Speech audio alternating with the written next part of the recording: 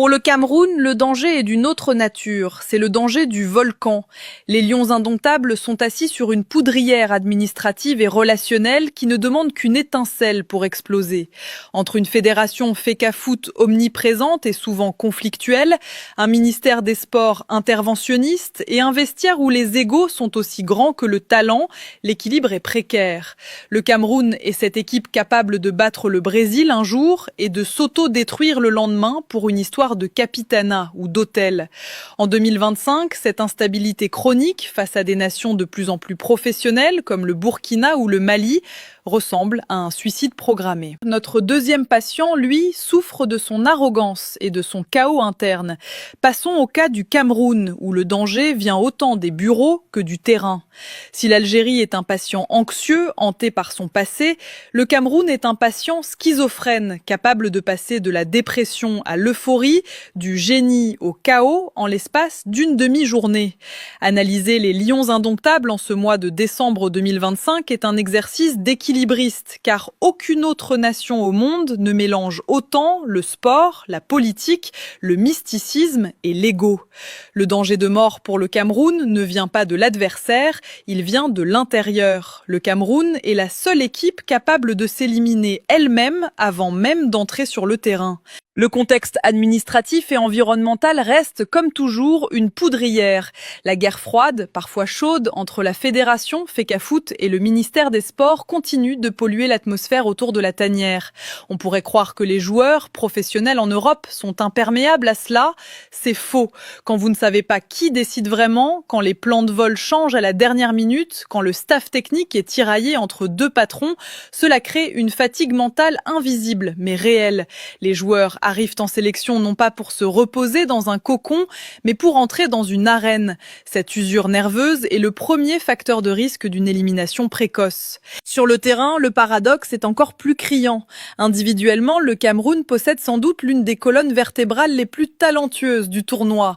Dans les buts, André Onana. S'il est dans un bon jour, s'il est concentré et en paix avec le groupe, il est top 3 mondial. Mais on connaît l'homme. Il est capable de sortir un match légendaire, comme de commettre une bévue monumentale par excès de confiance ou de quitter le rassemblement sur un coup de tête.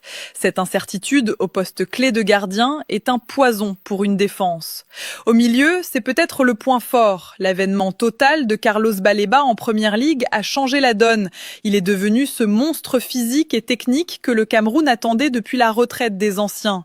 Associé à un Franck Anguissa, s'il accepte de jouer simple et de ne pas porter le ballon trop longtemps, c'est du très haut niveau. Mais alors, où est le danger? Le danger est devant. Et c'est une phrase terrible à dire pour le pays de Samuel Eto'o et Roger Mila. Le Cameroun ne sait plus comment marquer des buts faciles. L'ère Vincent Aboubakar touche à sa fin. Même s'il est là, son impact physique n'est plus celui de 2017 ou 2021. Et la relève, elle est talentueuse, mais inconstante. Bryan Mbeumo est un excellent joueur de club en Angleterre, mais en sélection, il peine souvent à devenir ce tueur qui porte l'équipe. On a des ailiers qui dribblent, qui provoquent, mais qui manquent de sang-froid dans la surface. Le Cameroun domine souvent stérilement, abusant de centres vers personne, espérant un coup de tête miraculeux.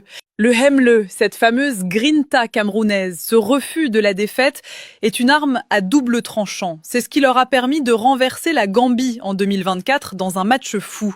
Mais c'est aussi un piège. Compter sur le miracle, compter sur la magie du maillot pour gagner, c'est refuser de construire un fond de jeu. Face à des équipes tactiquement disciplinées et cliniques comme le Maroc, le Sénégal ou même un Mali bien organisé, le Hemle ne suffit plus. Si vous êtes mené 1-0 et que vous n'avez pas de plan de jeu collectif, vous ne reviendrez pas. Vous allez juste courir dans le vide et vous énerver. Le scénario catastrophe pour le Cameroun ressemble à celui de la Coupe du Monde 2010 ou 2014. Des clans qui se forment dans le vestiaire, des titulaires qui boudent, des polémiques sur les primes qui éclatent après un mauvais résultat initial. Imaginez un premier match nul, 0-0, contre une équipe présumée faible. La pression populaire à Douala et Yaoundé deviendra immédiatement toxique. Les vieux dossiers ressortiront. Et le groupe explosera. Le Cameroun est en danger de mort parce qu'il vit dans le déni de ses faiblesses organisationnelles.